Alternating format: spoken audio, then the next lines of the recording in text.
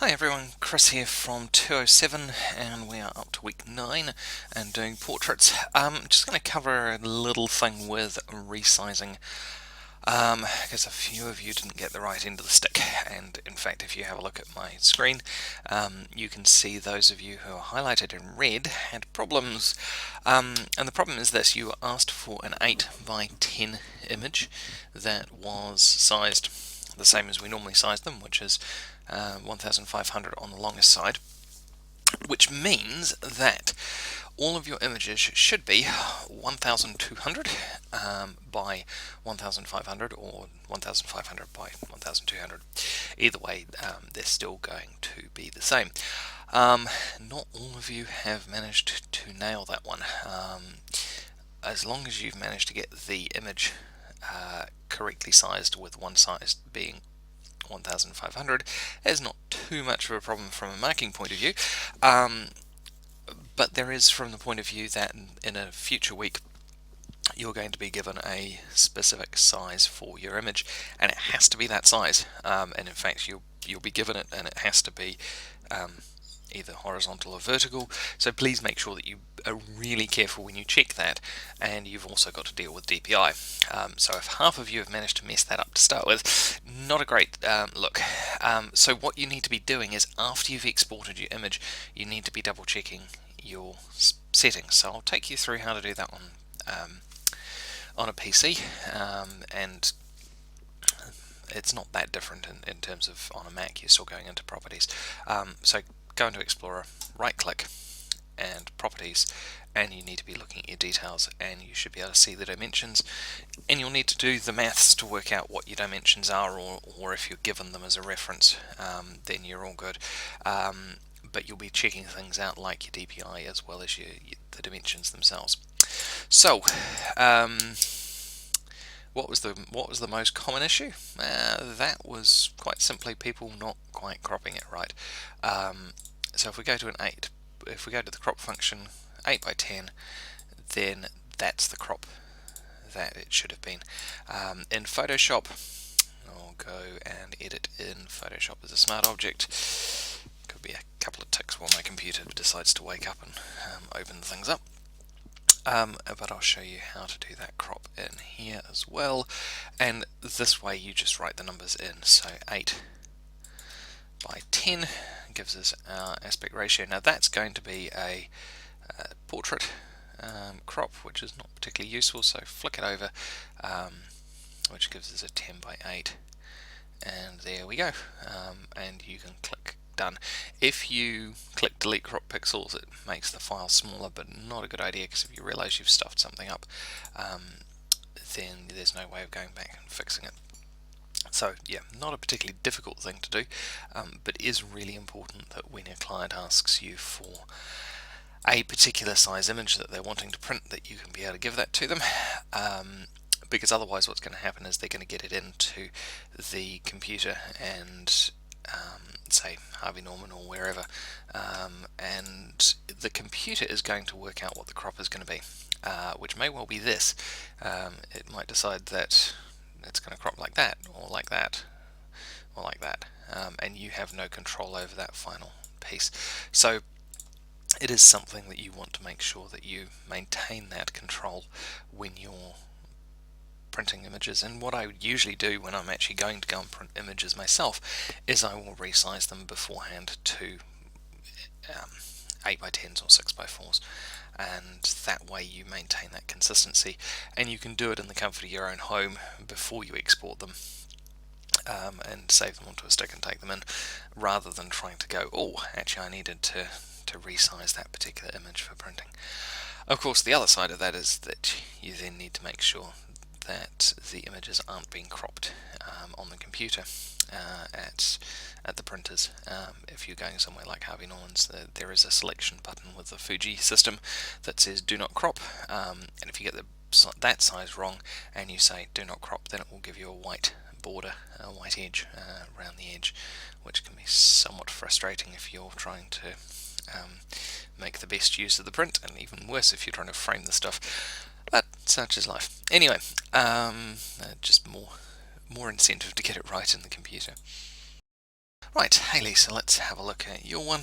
And yeah, 7-year-old boy, and said he was quiet and didn't do sports or wasn't into anything like that, so he just wanted a nice quiet photo sitting in some flowers, to give it to his mum.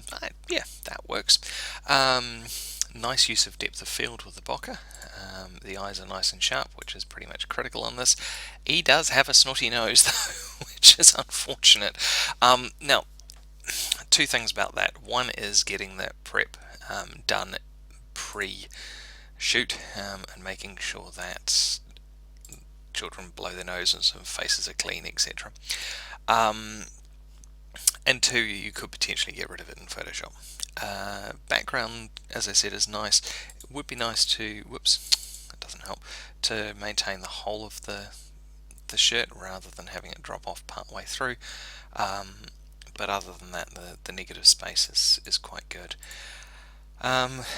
Lighting is pretty neutral in terms of being soft, but there's a nice catch on the hair, and there is a little bit of shape to his skin and stuff. So it does work, even though it's a very soft light. And it, but the nice thing about that soft light is it does work with the child. So yours was one of the ones that didn't work, but with the aspect ratio, and frustratingly would have been really easy to crop in. It's only losing a little bit off each edge, and still works quite nicely. Right, Christina, so your image sizing was spot on, which is good, and I like the idea that you've deliberately tried to capture some of the cheeky nature of the child, and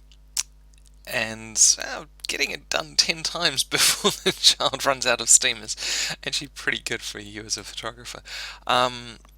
Composition wise, there's some nice stuff working with this in terms of the leading lines of the slide, but at the same time there's also some distractions happening with the really bright background.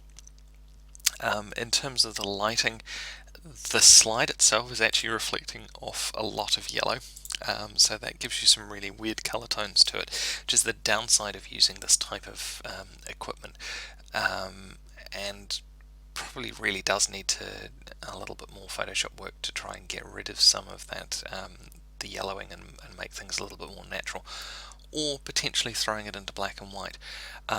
Along with the lighting point of view, we want to try and draw our attention, or the viewer's attention, to the child's face.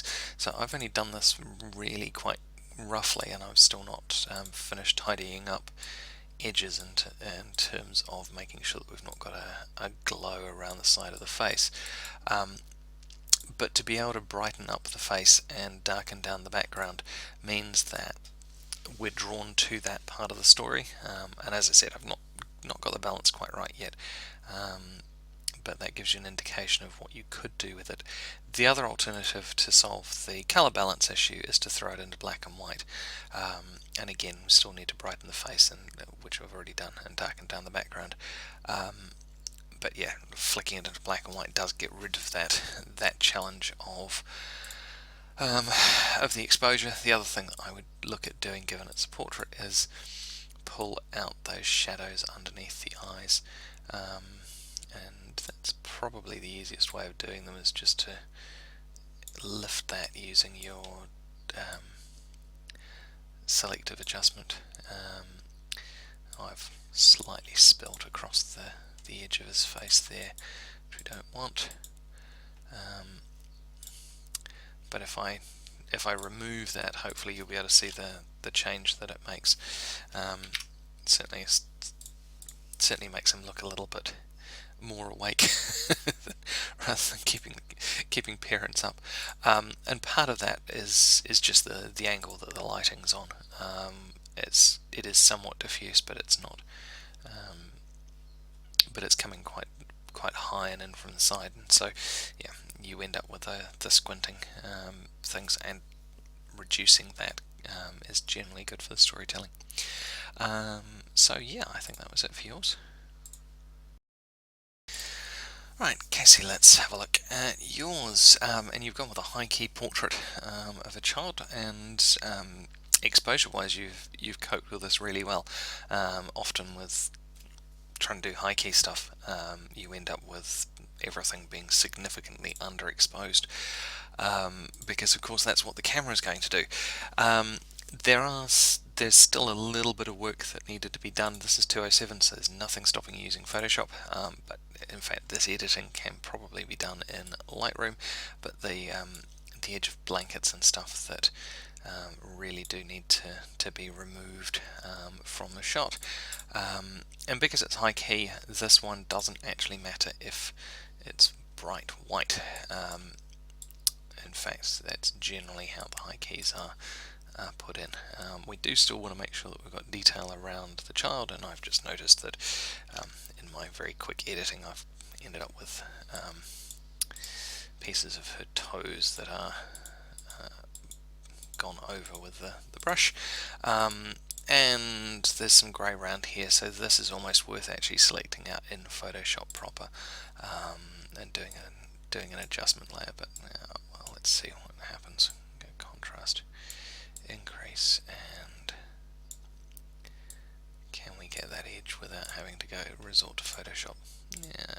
Yeah, that's pretty much it. Still a little bit around here, but basically the same principle.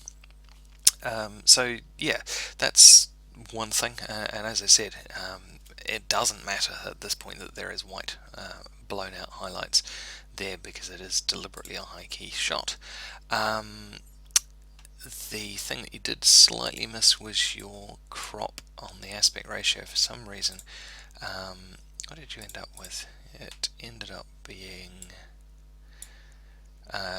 2054 pixels high rather than the straight 2000, which is a bit of a shame because you did actually have the potential of getting that perfectly spot on. Just make sure you double check your files when they're coming out that you have actually got that sizing right.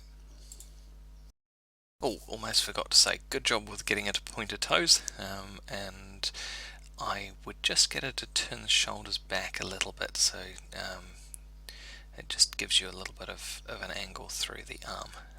But with little kids that gets fairly difficult to get them to do 95 different things at once, and I think the toes pointed in this shot is of probably more importance than the shoulders necessarily.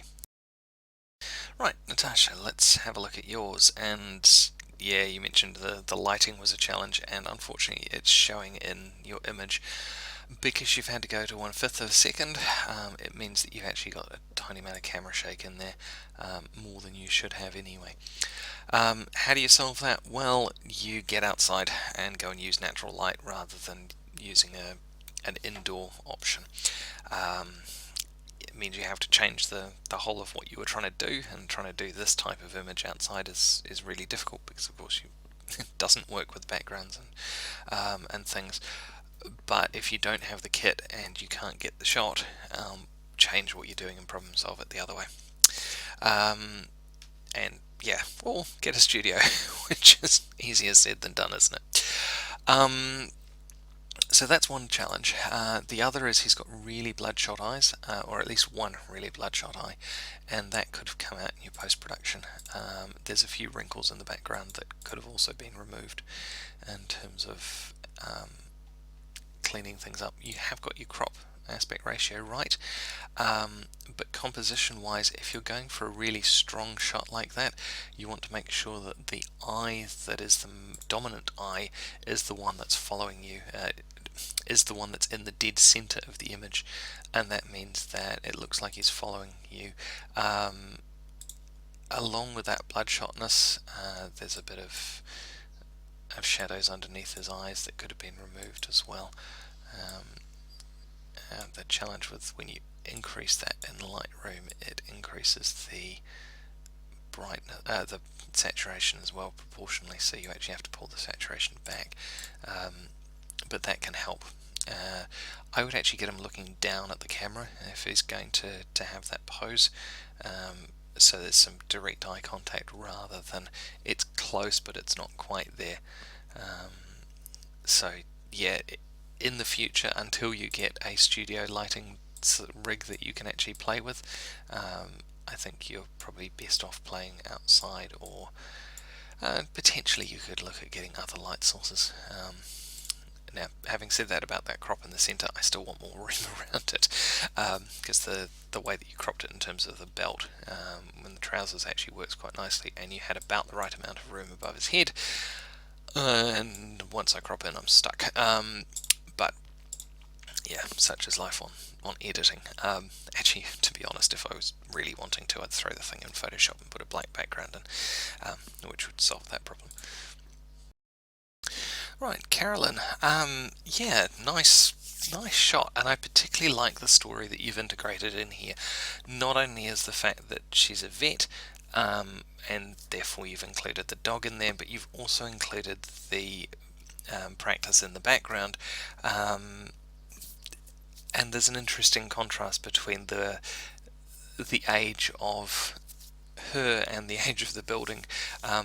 Certainly you've done a nice job within Photoshop to make it look like that she's aged better than the building has. You don't mind me saying so. Yeah, ISO's a little bit higher than ideal. The lighting is just enough there to give you some detail coming off one side. It's a little bit of a shame you've lost some of the highlights in the hair and the detail in there, but that's pretty much the only objection that I've got from the processing, and the only way to solve that one is to slightly underexpose.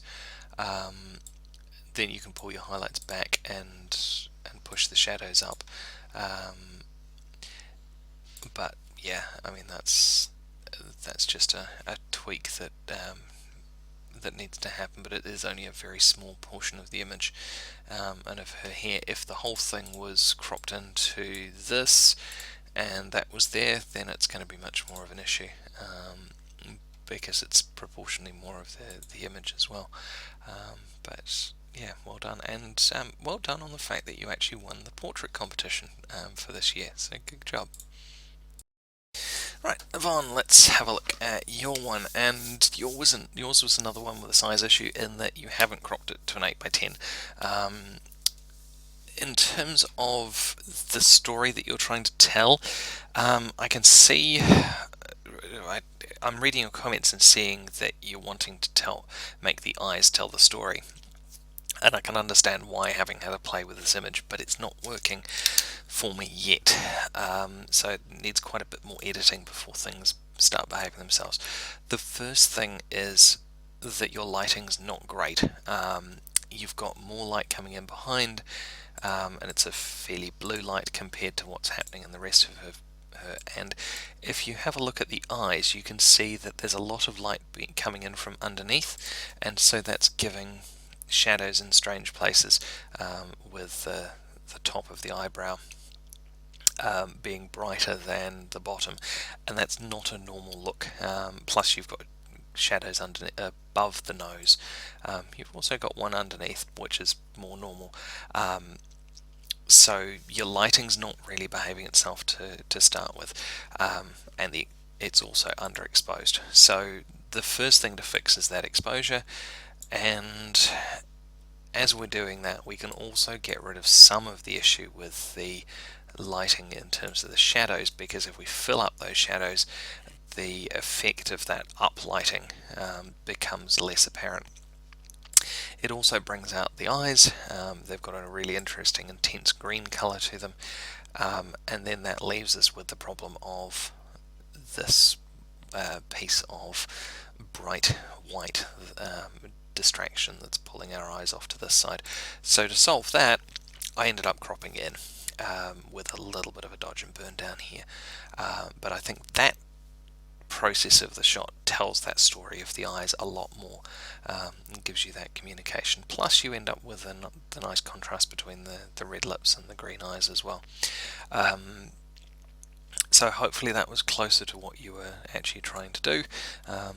And yeah, in terms of how I did it, basically it was an increase of exposure by about 2, pull back those highlights so they don't blow out, increase the shadows. Didn't do anything else other than crop. and a little bit of selective adjustment, which I think I mentioned, which was in that area down there, and it's just to pull back the exposure so that it's her face that is the key piece that we're drawn to. So yeah, you've got some good potential bones behind that, but you do need to be careful that you get your lighting to behave itself.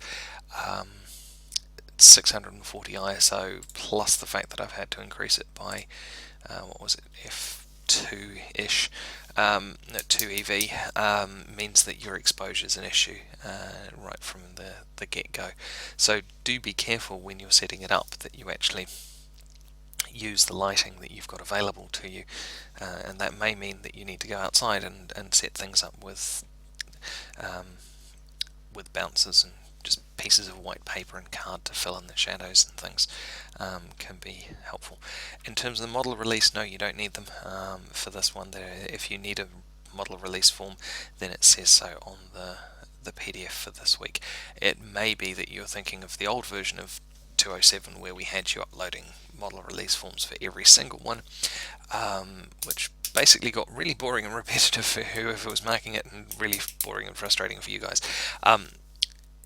In terms of, it's good practice that you get all of your model releases anyway, but from a practical point of view, it's becomes a little bit not much fun without having at least marks attached to them, and yes, we're currently trialing not having them in there, but okay, let's keep going, shall we? Right, Michelle, let's have a look at yours. Now, you mentioned in your brief that this nephew of yours was wanting to do skateboarding, or you're wanting to incorporate him in on the skateboard, and you've cropped so close that you've missed all of that side of the story. Still a nice relaxed shot, but you're not including any of that side of things that could have been in there. Your crop's bang on, which is good. The actual image itself, though, has some issues with what you took in the first place, which is in terms of your highlights are, although you've recovered them, they're still burnt out. There's no detail in there to play with. The bokeh in the background, potential to be interesting, but it is a little bit distracting there. And you mentioned about not wanting to miss the focus, so you didn't want to increase the aperture or increase the f-stop. Now, it sounds to me that you've got that round the wrong way. If you increase the f-stop, so say go from f4 to f8, that's going to give you an increased depth of field, and therefore is more likely to keep the face in focus. Because you're using a 75mm zoom, you're still going to get some blur in the background anyway, but it would have meant that this eye, which is fractionally closer to the camera, would have been a little bit sharper. Control Z was what I was after. There is a minor tweak that I would do to the eyes, which is just a little bit of increasing the exposure, the shadows and the clarity. It just makes them pop a little bit and draws our attention to them. You can overdo that quite easily. In fact, let me just show you what happens when you do that. You can end up with glowing eyes and they just look all wrong. Crumbs. Helps if I hit reset, but lifting that up a little bit can help. In terms of the original shot, I would have probably turned on your camera flash, because you've got a really strong backlight. Unless you've got a reflector in there to pump light back into this side of the image, then you're going to struggle with those highlights being overexposed, and there's not a huge amount that you can do about it. Turn your on-camera flash on, it'll give you some fill light and a little bit to play with and help balance out that overexposure there. Right, Michael, let's have a look at yours. Unfortunately, your sizing has a major issue in that you've gone with a 900 high by 600, which is Wrong on 3 counts, or 2 counts. One being the image is actually too small for what you should be submitting for SAT, which is 1500, which means that it's really hard for me to actually do the marking and work out what's in focus, etc., because I'm not getting enough resolution. And the other is that you've not used the crop that was required as an 8 by 10. So yeah, please make sure that you're reading your information carefully, and if you're unsure about whether or not you've done it, then drop me an email. Now, I'm not sure, because you haven't told me what you were doing in your description, how you achieved this shot, but you've got 0.3 of a second exposure. Now that usually would be too longer exposure, and you're going to seriously risk getting issues with camera shake. But it does look like you've actually fired a flash to be your light source, so you've just about got away with that, because the flash does provide a burst of very fast light. It basically creates a shutter with it, but your overall image is still underexposed, so we need to increase that by around 0.7, and it would be nice to have some more detail in those in the shadows. As we bring up the detail in the shadows, we see that you've actually done some masking and stuff around the edge, which is a little bit unfortunate that it's popping out and it's visible. It's not visible when you've got the exposure low, so I will ignore it, but it's something you do want to be careful with, that that when you do that type of editing, you're clean with it, because if you're not, what happens when you print it is often printers will actually give you more dynamic range and show up. The calibration may well be different, and you'll actually see that banding or that blobbing in the actual print. So yeah, the eyes do look slightly soft. It looks like this far eye is probably sharper than this one, which is not good from that point of view, but I can't actually tell because you've uploaded the image incorrectly, so you are going to lose a few marks for that. And that comes down to making sure that you're submitting the image at the high enough resolution. Without doing so, ends up with the image looking soft. Story-wise, yeah, the expression's fairly serious. I think you could have done a lot more with the story. It's not telling me anything other than he looks somewhat grumpy and doesn't really want to have his photo taken. In terms of composition, this line here would be really good to get rid of. We're drawn to the rest of his face reasonably well, but having that line there means that it grabs our attention and away from the rest of him. You've got some differentiation a little bit between the black of the shirt in the background, so it's not a floating head, which is good, because you don't want that to happen either. Right, Leighton, have to say, really nice lighting for this one. You've got the main light coming in from this side, and you've got a nice hair light there that's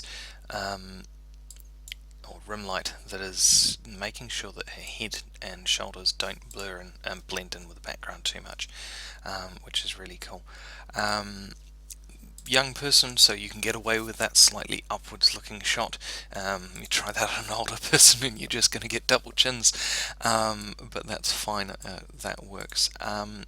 The image is a little bit soft. It's soft all over, and that feels like the look that you're after, and it's not as if there's another part of the image that is sharper than the eyes, but I would just hit them with a tiny bit of clarity, just to give the image a really strong focal point from that point of view. In terms of the pose, it'd be nice if the shoulders were back a little bit more. They're forming a bit, they were a bit slumped and lacking that definition. And the expression on the face isn't telling me as much about her as you could do. It's kind of a, you're taking my photo. yeah, need to work on that in terms of just getting that. You've got all the lighting and stuff. It's getting that relationship between the model and the camera then. Right, Holly, let's have a look at yours. And, well, that's interesting. Your subject wanted a professional portrait for his band's website. He's 1970s and 80s rock. Yep, okay. I can definitely see where this is going. And it's really cool because you've actually got that glam rock feel. In terms of final post-production, there's a few things that could have been tweaked. You've got a bit of a blue halo around things. It's a bit fuzzy in here. It's just feels like you've actually got the paintbrush out and it's not quite behaved itself. Unfortunately, you forgot to resize your image, which is not good. Please don't do that again, because it means that I end up having to spend ages downloading the things. In terms of the crop, unfortunately you missed that part as well. It needed to be an 8x10, and ironically as an 8x10 it actually works much better. I would have liked to see this eye looking across this direction, because at the moment it's drawing you out the short side of the image. If you wanted him looking that way, then you probably actually wanted to stick him in the middle, which obviously doesn't work from this point of view, because I can't show you. Nah, it's not going to work. No, don't think so. Yeah, surprisingly it might. That's odd. I didn't think it was going to behave itself. No, it doesn't. Need more room on the other side to do that. It's not quite in the middle. And the reason that you do that is that an eye, the main eye that's lit well in the center of an image, will give you the feel that the person is watching you and following you. Of course, to do that they need to actually be looking straight at the camera. This one's looking like he's looking a little bit up, so it's not going to work that way either. The eye is a little bit soft, and that's because you've used 0.3 of a second on your exposure. Again, as I mentioned with another student, this is one of those things that if you don't have enough light, then you need to get out somewhere else and play around with it another way. But yeah, that's unfortunate. I do like the fact that you've added some purple and green filters to the lights coming in from the side. That does work, but you've also kept another light source there that's enough well enough light balanced that your skin tones don't look totally thrown out. So yeah, lots of good stuff happening, but you do need brighter lights to be able to play with them. Right, Drew, let's have a look at yours. Now, you've not given me any blurb about what the client actually wanted, so that's not particularly useful. In terms of the pose, it's a little bit awkward because the thing that you've got her leaning against is quite tall, so it's not looking like a nice casual shot. In this case, it might have been worth getting her to kneel up behind it and lean forward over it, resting on hands, so hands tucked up, and looking across. That would have probably matched the attitude that you're portraying, but yeah, having that arm all the way up there looks somewhat uncomfortable, and the other hand looks a bit odd as well. I'm not quite sure, because without your brief or without your description, I'm not sure what you're after, but using a plain white background can be really effective, but it does need to be plain and white and get rid of the wrinkles. Now, whether or not you do that through stretching the material and making sure that it's totally taut in before you actually take the photo is one option, or the other, of course, is to Photoshop it out. Lighting wise, it looks like you've actually fired a camera flash to trigger your other multiple lights. I'd say there's two others, but in doing so you've created a shadow underneath her chin. That's something you want to avoid doing, and one way of doing that is just put a diffuser in front of your camera flash, and that will soften that light coming directly from the camera. It'll also reduce it and allow the light from the other light sources to behave themselves a bit better. You've also got the exposure about right on her face, but the I'm not sure if it's a total vignette or in post-production, or if it's a lighting issue in the actual shot, but it doesn't look right having grey material here. If it's going to be on a white background, it almost always ends up being a high key image. If you want it to be on a dark background, then that's a different kettle of fish. Obviously use black material, and again it generally wants to drop back to pretty much nothing. The top, her jacket is telling a bit of a story, so is the Sylvester, but neither of them relate to each other, and they don't relate to what else is happening in the rest of the image. So there's some more thought that can go into how you're actually going to take that image and do something else with it. And remember, the aspect ratio you were asked for an 8:10, so I would be playing around with things to bring the image closer to this, but again, we've still got some more Photoshop work that could have been done to get rid of the wrinkles and things.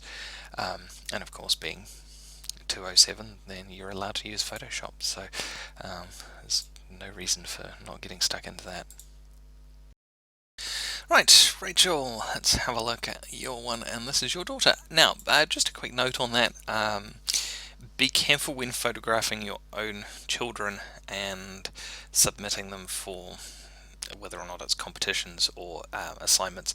The downside of it is you know them really well, and you can end up seeing things in their facial expressions that other people don't. Plus, it can often be harder to take the critique on them. But anyway, just something to be aware of. It's often easier to be dispassionate if it's not your own child. It's bad enough that they're your own images. So let's have a look. In terms of this pose, I actually really like this one. The face is a little bit of a grimace on there, which is not quite so good. But looking down on the child and having them look up creates an interesting effect. There's a few things that aren't working in the background.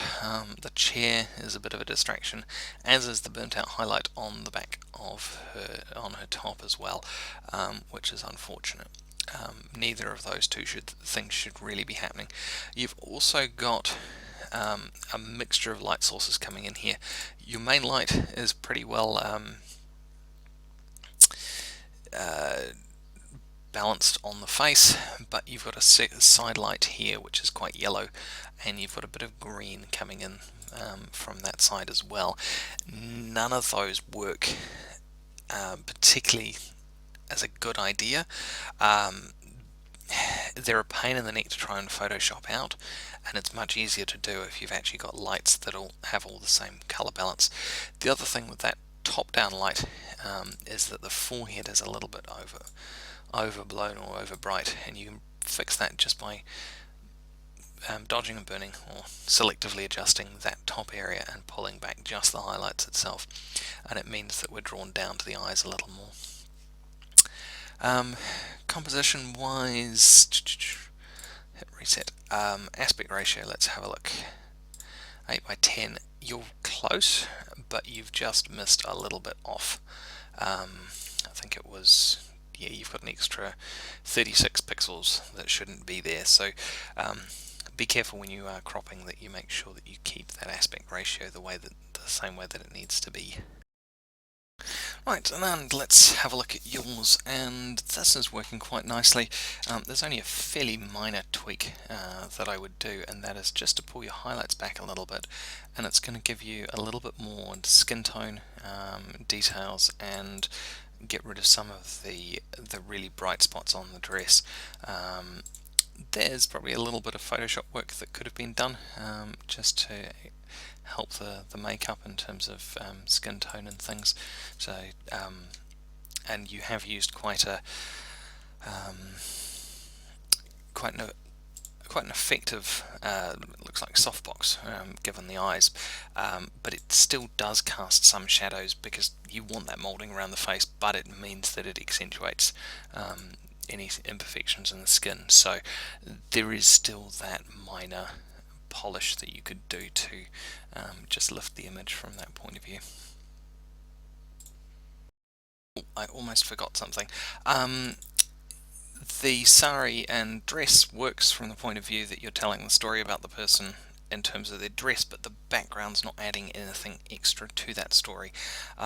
It's nice and clean, it allows the person to speak for themselves, but doesn't add anything else to it, and that's unfortunate because it does mean that you're not getting as much out of the portrait as you could potentially do. Right, Bayard, and exactly the same comments with this one. You've done a nice job of capturing a headshot, and from what you're talking about, your brief in terms of it being an acting headshot makes perfect sense. But as a portrait, it's not giving me any information about the person other than she's got really nice red hair and really piercing blue eyes, which tells some of the story, but not quite as much as it could do.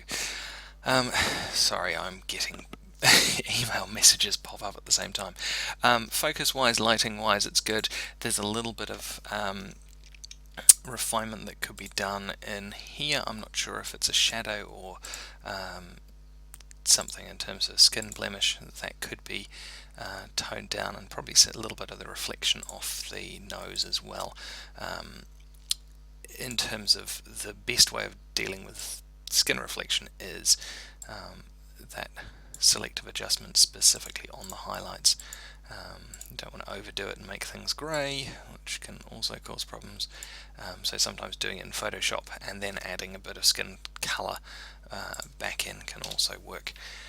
But yeah, it is a nice clean shot. It's well lit, but can add to the story. Right, Michelle. Really? You don't give me anything to say about this. That's a fantastic image. It's so cool. Yeah, really interesting juxtaposition between the suit and the bike. Really nicely lit. Love the fact that you've got the balance between the face being the brightest, highest contrast area with the splash of colour. Compared to the bike, which by the time we get down to particularly the tyres, things fade into the background, but there's still more than enough detail there for us to know that it is definitely a bike. The hand position resting over the top of the handlebars, with the arms resting on the handlebars themselves, just gives you that sense of confidence and power in here. Yeah, very well done. And even better, that's my last one for this assignment. So hopefully you guys have learnt quite a bit on this one. There's obviously, if you have access to studio lighting, it does make life a lot easier, but you do have readings around how to get around the lack of studio lighting and using natural light. But remember, when you're telling portraits, when you're taking portraits, you're also telling stories, and so the stronger ones really do tell and add to that story of the person, not just relying on the person itself. Alright, have a good one, guys. Catch you later.